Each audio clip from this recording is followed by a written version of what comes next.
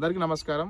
Hindupuram YSR Congress party incharge Deepika గారి భర్త ఒక కార్యక్రమంలో పాల్గొని మాట్లాడుతూ హిందూపురం ప్రజలు చాలా జాగ్రత్తగా ఆలోచించాలి. గత 40 సంవత్సరాల నుంచి ఇక్కడ బానిసలుగా బతుకుతున్నారు. ఇక్కడి నుంచో వచ్చినటువంటి వ్యక్తులు పరిపాలిస్తున్నారు. హైదరాబాద్లో ఉంటూ హిందూపురం ప్రజలను పరిపాలించే ఒక దుస్థితి వచ్చింది. ఇది మారాలనేటువంటి మాట అనడం జరిగింది. ఎందుకు అన్నాడంటే మూడోసారి ఎమ్మెల్యేగా గెలిచాడు బాలకృష్ణ.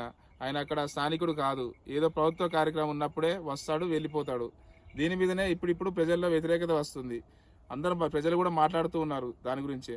దానిలో భాగంగానే దీపిక గారి భర్త ప్రస్తావించడం జరిగింది. దీనిపైన బాలయ్య అభిమానులు, టీడీపీ కార్యకర్తలు నిన్నటి రోజున వైఎస్ఆర్ కాంగ్రెస్ పార్టీ కార్యాలయంపై దాడి చేసి అక్కడ ఉన్నటువంటి ఫర్నిచర్ను, వైఎస్ఆర్ గారి విగ్రహాన్ని, జగన్మోహన్ రెడ్డి గారి యొక్క ఫోటోలను వీటన్నిటిని ధ్వంసం చేయడం, పగలగొట్టడం జరిగింది. దీపిక గారి భర్త తప్పు మాట్లాడి ఉంటే కేసు పెట్టుకోవచ్చు కదా, నిరసన చేయొచ్చు. అంతేగాని మా పార్టీ ఆఫీస్ మీద దాడి చేసేటటువంటి అవసరము ఎందుకు వచ్చింది? అధికార అహమా, లేకపోతే మీ లోకేష్ రెడ్ బుక్ రాజ్యాంగం ఫాలో అవ్వమని చెప్పాడా?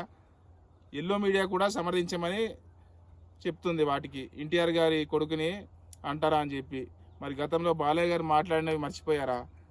అమ్మాయిలు కనపడితే ముద్దన్న పెట్టాలి, కడుపన్న చేయాలి అనడం తర్వాత చట్టసభల్లో మా మాజీ ముఖ్యమంత్రిని పట్టుకొని వాడు సైకోగాడు అనడం ఇంకా చాలా ఉన్నాయి. మరియు మీకు ఒక న్యాయము, మాకు ఒక న్యాయమా? ఈ రోజున సంబరపడవచ్చు అధికారంలో ఉన్నామని చెప్పి.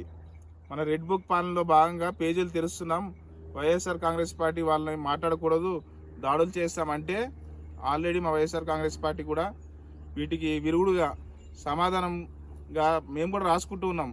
డిజిటల్ బుక్ అనేటువంటిది ఒక దాన్ని ప్రవేశపెట్టాము. మాదైన రోజు దీనికి ఖచ్చితంగా ప్రతిచర్య ఉంటుంది, ప్రతీకారం ఉంటుంది, సమాధానం కూడా ఉంటుంది. Thank you. ఇట్లా మీ పీ కోటేశ్వరరావు, కందుకూరు నియోజకవర్గం.